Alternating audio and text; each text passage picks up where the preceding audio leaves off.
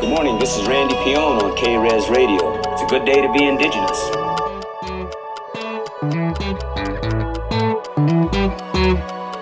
Oh, you gotta look like a warrior.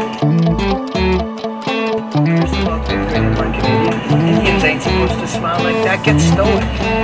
You gotta look like you just came back from killing a buffalo. But our tribe never hunted buffalo. We were fishermen.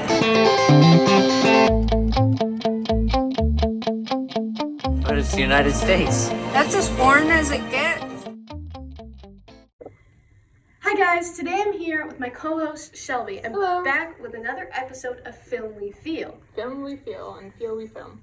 We will be discussing the film Smoke Signals today, directed by Chris Eyre. And screenplayed by Sherman Alexie. He was the author of the book short story Smoke Signals. He wrote many other books that also loosely inspired the movie. Before we get into the podcast, I would just want to acknowledge some of the recognition that the movie has. The movie Smoke Films was widely received by film festivals. It's pretty well known, and it's recognized as one of the first length films that was directed and acted by Indigenous people that got global attention. There has been movies prior that were acted and directed by Indigenous people, but this one's the kind of one that was like end-all be-all in popularity. Yeah. And the movie was selected by the Library of Congress in the U.S. for preservation because of its historical, cultural, and aesthetically significance to time past. And the movie's won several awards and accolades and is well received by a lot of people, though it isn't without its criticisms, but overall it was a pretty good movie in the eyes of the public. Yeah. So that takes us to the summary of Smoke Signals. The story takes place on the Coeur d'Alene Reservation and features Victor, a youth whose dad was an alcoholic, and Thomas, a youth whose parents died in a house fire. Victor learns about his father's death years after he left him and his mother. He needs more money, however, to pick up his father's body in Phoenix. Thomas hears of the news and offers to pay for his trip to Phoenix. Meanwhile, Victor is hesitant to accept because he finds Thomas bothersome and annoying, but reluctantly agrees anyway. The middle act takes us to where they're on the bus now, they're heading to Phoenix, and they finally meet Susie, the woman Arnold, Victor's father, was staying with and who would catch rides with. Susie gives ashes to Victor and Thomas and tells Victor his dad wished he could have changed and talks about how his dad was the one who started the fire which killed Thomas's parents. Arnold got drunk one night and lit firecrackers which ignited the house. Victor finds a photo of him, his mom, and dad in the pocket of Arnold's old clothes. The photo had home written on the back, which triggers him to feel grief for his father's death and family before he left them, resulting in him cutting his hair. Which is pretty significant to Indigenous people. Yeah. In the morning, he takes his dad's car and drives home with Thomas without saying goodbye to Susie. Victor, now angry from learning about his father, starts a fight with Thomas. Consequently, they don't see a car with a drunk driver inside who had crashed into another car. They try to dodge this crash and drive off the road in the process. At the hospital, the drunk driver wants to pin the blame on them, however, doesn't have enough evidence to make such a false accusation, which results in Victor and Thomas being released. The end act takes us to Susie burning Arnold's trailer and Victor giving half the ashes to Thomas. Meanwhile, the other half he takes to a river and throws them in the waves there to commemorate his father and the man he was. So now some key individuals with the film's production include the director, Chris Eyre, like we said before, the screenplay by Sherman Alexie, we'll explain later more about him. It also includes Adam Beach, who plays Victor, and Evan Adams, who plays Thomas. Their story is told from Thomas's point of view. However, it describes both Thomas's and Victor's story. All right, Chloe. So what authority do you think the film has to tell the story? Do you think the director or the screenplay writer had the authorization to tell the story in the perspective of people from this specific, culture? For sure. So Sherman Alexie, in charge of screenplay of the film, has a father from Coeur d'Alene and a mother from Spokane Indian Reservation. He moved and attended high school off the reservation, which inspired his book, The Absolutely True Diaries of a Part-Time Indian. Therefore, I do believe he does have authority, because being from the area, it gives him experience of the culture there, as well as the struggles he faced in an all-white high school, which inspired both his book and also the events in the film. Yeah, his father was from the area, and then the Spokane Indian Reservation was pretty close geographically to the area. It was, yeah, for sure. For example, when Thomas and Victor try to claim their seats on the bus, the stereotypical cowboys, as they say, deny them from doing so and force them to take another seat. In the book, he attends a privileged white school where he gets bullied because he is an Indian before they learn to respect him, proving just more evidence to back up the claims that he does have authority in this film. Yeah, he's experiencing discrimination and multiple other racial biases. Yeah. So to talk about it in the film gives him complete It justification does. to talk about it. Yeah, I agree 100%. For sure. Also, in addition, he has a past of drinking as a student while at Gonzaga University from 1985 to 87, which I think just proves further how how Victor's father, Arnold, for example, had struggles with drinking and problems like that, which were showcased in the film, which I think gives him more authority to make such a character as he did so in the film, right? He's not writing about someone that he Exactly. Yeah. So he went on to write many books, which led him to win the 2010 Lifetime Achievement Award from Nader's Writers Circle of the Americas, proving that he's almost valid enough to write and screenplay this film. He's been publicly acknowledged Exactly. of his skills. Yeah. And people have come to him and given him these awards because they believe that he is authentic and he does have authority to tell the stories of American Indian people, right? Right. Next question. So, what do you think about how the movie does representing certain groups? Specifically Coeur d'Alene, how do you think the movie portrays them? Yeah, for sure. So like we talked about up above, Sherman Alexie was from the area. However, other people in the film, part of the film production, were not. For example, Adam Beach, who plays Victor in the film, is a member of the Saulteaux Nation. He lived on Dog Creek Reservation by Ashland, Manitoba.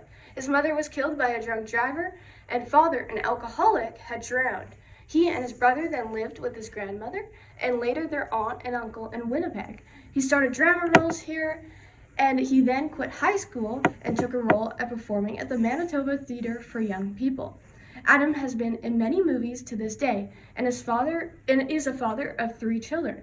He played a small role in Lost in the Barrens as well. Therefore, I do think he is representing Indigenous peoples and the struggles they face, even though he is not from the area. Yes, he's not from Coeur d'Alene. However, he has experienced, sadly, his mother and father had died. His mother, which had died, like I previously had said, by a drunk driver, and his father was an alcoholic and had drowned, proving when they got into a car crash in the film as one of those scenes, and as well as Victor's father being, struggling with alcoholism, right? It gives that level of authenticity that he actually experienced something similar to what his character did in the movie. Yeah, and representing the struggles that American Indian people may face on a daily basis, right? All right, so Evan Adams now, who plays Thomas, is from Talaman Nation by Powell River, BC, Canada. He was the first Aboriginal health physician advisor for the Office of the Provincial Health Officer, BC Ministry of Health during 2007 to 2012. He achieves his medical doctorate from the University of Calgary in 2002. He also has a master's in public health from the Johns Hopkins University of Baltimore in 2009, as well as other health-related practices for BC and Vancouver. Therefore, I think that he is not representing the Coeur d'Alene area. However, he is an avid leader in his community by doing health practices for BC and Vancouver, the area from where he's from. And in the film Smoke Signals, Thomas is a leader by going on this quest with Victor to retrieve Victor's father's body, right? He remains like a voice of reason. Exactly, a voice of reason, and I think in a way a spiritual leader, right? So the director, Chris Eyre, born in Oregon, a member of the Shawnee and Arapaho tribes in Oklahoma. He was adopted and grew up under non-native parents. After graduating from the University of Arizona, he was on his way with the creation of the first film, Things Learned Young, which was based on his young self memories and search for his birth mom, which he found as well. Being brought up in Klamath Falls inspired his movies, quoting, "The stories about living vicariously with people and honoring them and their spirits," which deliver, I think, a more respectful tribute towards American Indian people. Therefore, I think that his experiences with his adoptive family and being off the reserve helped influence the struggles that we see when Victor and Thomas go off the reserve, right, on their trip to Phoenix. And he's also looking for a missing parent, very akin to how Victor lost his his father. Exactly, right? So therefore, other than, Alexei, or Sherman Alexei, right, they're not from Coeur d'Alene specifically. However, they all share struggles that Indigenous people encounter on a general basis.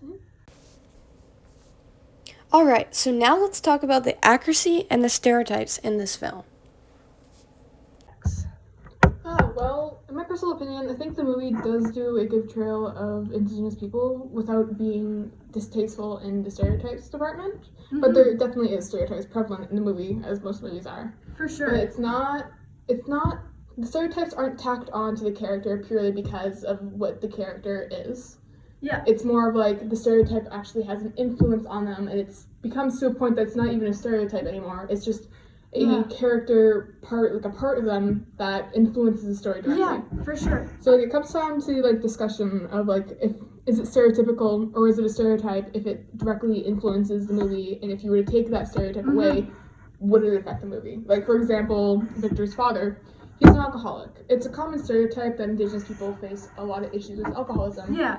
In the movie, you see he's an alcoholic, but there's reason as to why he is an alcoholic, as he feels guilt for killing Thomas's parents by accident in that fire. So instead of like this stereotype of him, the drunk Indigenous man, tacked on to him, it's something authentic because he has reason to be, and it follows, and it follows his character, and it directly influences the movie. It's not something just tacked on there. For sure. And so does that provide, would you say, more accuracy into these stereotypes that you had laid out just there into the film? Would you say that it's portrayed respectfully and realistically, and are the gender roles played realistically? Yeah, I would say it's set, you said previously that a lot of the actors, directors, and screenplay of the movie had experience with alcoholism or a parent being like that. So it would, give accuracy to the story being told of the alcohol issue, and it's not based off of their it's not based off a stereotype. It's based off something that actually happened. Yeah, for sure. And like another thing to say is that when it comes down to like a lot of the stereotypes that are given to Indigenous people are actually just responses to trauma. Yeah. So we're like the idea where a common stereotype we have in Canada is that an Indigenous person is a hoarder. They have a lot of stuff on their property. That they keep, and their property's dirty because of all the stuff they have, which, that's not the truth at all. Like, when you think about it, for an experience, say you're a kid, you're taken away from your home, all of your possessions are ripped away from you, you're put in this unfamiliar building where you're not allowed to speak any of your language, not allowed to experience any of your culture, any possession you had is taken away from you. So obviously, that's going to be an extremely traumatic experience. So when you're older, you want to keep the things that have meaning to you closer. And I think the stereotypes, especially that are outlined in the film that we see, I think the underlining reason is that sometimes people are too quick to judge, right? They don't actually just stop and take it back and realize that people all have their own stories of their own, right? And, I mean, you have a story, I have a story, and it's about, I think, listening to those stories and being able to learn about them, right? And, another point you can make is that technically anything in the movie you can say is stereotypical. Yeah. But it comes down to it, instead of you stereotyping the stereotype, if you look into the character, you can see it's not actually a stereotype. It's just a part of who they are and what their personality or character is like. Yeah. So, in a way, you're being stereotypical by stereotyping someone. For sure. And in the film, would you say that, representing American Indian, would you say, I know that for me, I'm not Indigenous, right? And you would, I'm not sure about your full heritage, right? But would you say that in the film, they're representing American Indian people to a true extent? Yeah, respectfully. Yeah. I would say so. This is disclaimer. I'm not Indigenous partly, but I have no prior knowledge of my history at all. Yeah. I know nothing about it, so I take no claim to that. But I do, from what I can see, I think it's represented respectfully, and from a lot of criticisms or reviews that I've read about the movie, a lot of other people think well about it too. It's not Hollywood film that they butchered together to, make some cheesy, stereotypical Indigenous person. Yeah, I do think though there is a scene in the film where they're on the bus and Victor is explaining to Thomas about, you gotta act more Indian, you gotta lose the suit, Thomas. Victor says, you gotta let your hair down. Yeah. So I think that part kind of brings in the debate that's like often in Indigenous communities of what it makes to be a real Indian, quotes on that. Yeah. So like a lot of Indigenous communities after colonization and their culture being ripped away in basically a genocide, have a lot of this internal conflict of being, what is it truly like to be Indigenous, because they're so far removed from their culture, they don't feel like they are. So it comes to the discussion is, are you Indigenous if you act and look like it, or are you Indigenous because you are? A biological. Right? Yeah.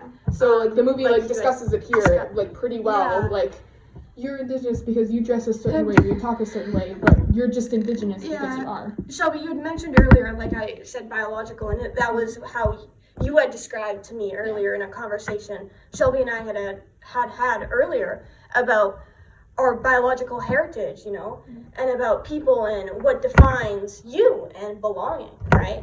And I think that's a big part of stereotypes. It's kind of like just what you see, judging a book by its cover.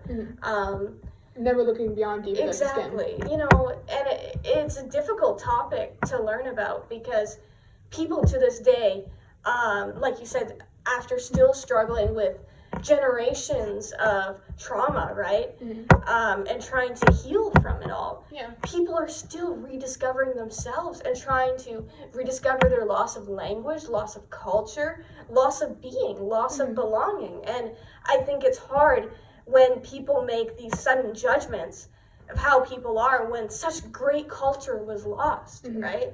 And it just brings us all back to, the struggle that society is trying to overcome, rather this culture that has been hurt and trying to heal from it, right? And moving towards a better day where we don't have to rely on stereotypes to tell us exactly, to define a story rather, right? Tacking on to that, previously mentioned, we were talking about the criticisms of the movie and what people think about it. A big discussion about the movie that I've seen online is that a lot of people feel a little upset about the lack of representation of a specific culture in the movie. In the movie Smoke Signals, they keep it pretty general about it. That comes into the stereotypes kind of thing, where Indigenous people like fry bread. They make a lot of it. They have communities. They are really big on talking with each other and communicating. Where a lot of Indigenous cultures are completely different from each other, as they're all different areas. You can't lump them all in together. Yeah, that's a good point. So some people are upset about it, not being specific to a specific cultural practice of an Indigenous area. Where other people on the same coin are happy about it because they're able to relate more to it. And generalize. Yeah, to keep the film more general so they're able to relate to it more. So different people from different, reservations or different cultures or different all that can relate to the movie more just by the generalization. Well, when you're talking about in a film standpoint, it actually, I think, is very hard. I mean, depending on how popular this film is, and by Smoke Signals, it seems to be quite a popular film, right? To watch. So I think they were doing their best, almost, in the standpoint to represent their culture or cultural without context. making it a field guide for someone to watch it. Because exactly, right? It comes to the point of whether you want to show the cultural practices of this area, or if you're going to keep it personal to the area. Because a lot of times when there's shown of culture, that becomes the main center focus. But the main center of this focus of the movie is about Thomas and Victor, not the specific culture. Yeah, so if I were to give it a rating on the authentic scale, right, I'd give it a 4 because, I think that even though not all of the people in the making of this film are from Coeur d'Alene, right, I do still think that they have struggles and they're representing a general idea, right? And I think that's valid enough to create a film, right? In this day of age, when we're trying to kind of overcome all these challenges and compared to other films in the past, right? Like a lot of the events in the movie are really similar to things that the people who created the film or acted in the film relate to. Exactly. So like it adds into the authenticity factor. Yeah. Like, yeah. So like in my personal opinion, I would also rate the movie a 4 out of 6. Take with a grain of salt. I'm not Indigenous, so it's hard to look at it from a cultural significant standpoint and it being respectful because I have no idea about the culture. Yeah. But from what I can see, in my opinion, that it does represent it well, even though they keep it pretty general and lay a little bit into the stereotypes to keep things relatable to other people. They do it respectfully and not in a distasteful manner. And Shelby and I were talking earlier about this as well, and we both agreed that we would give it a 4 out of 6 because we were comparing it. Actually, Shelby had made the fact about how, you know, prior to this film, Smoke Signals, movies in Hollywood, you know, were very stereotypical. Exactly, very right? Racist. And I had agreed with her during that time. I was like, you know what, Shelby, that's a good point, right? You know, what they were doing then compared to this film, and like you say, the generalization of it. It's pretty culturally significant. Exactly, and I think almost though, compared to how I discussed previously, the struggles that these actors have faced, and Sherman Alexie being from the area, I think that it still ties into the movie and the accuracy. Yeah, it could be more accurate, and that's why I'm giving it maybe a 4, because not all are from the area, and it is broad. But I think that in order to connect to a greater number of people, it almost does need to be broad, right? And this movie is kind of like the stepping stone or the doorway to learn more about Indigenous people without the lens of a stereotype. For sure. It shows the different aspects and the duality and the complexity of people without being stereotypical about it. Like Victor or Thomas, they have these complex characters, they have flaws, they have qualities, and it doesn't do it in a stereotypical way. It doesn't make them Indigenous because they are. Yeah, and like how I had said about belonging, right, in the past, you know, it's almost about finding what's respectful and going off of that, because I think today, in a day of age where we're trying to learn about forgiveness and about, you know, and learning and reconciliation, right? Yeah, like you said there, it's hard to find a happy medium, right? Yeah. And I think this movie though does do a good job, right? Representing both Thomas and Victor and the struggles they face, and honestly, like you said, a stepping stone. It's almost like they're overcoming, you know, their grief, like the death of Victor's father, and they're working together through it, right? Which I think is a key point too. Yeah, and that concludes our podcast. Yeah, thank you for listening. It was very nice for you to listen to us. I hope we did well. Yeah. And yeah, if you need clarification on any of the topics that we discussed, please do. Yeah, please do. Yeah. But yeah, thank you for listening. Bye. Bye.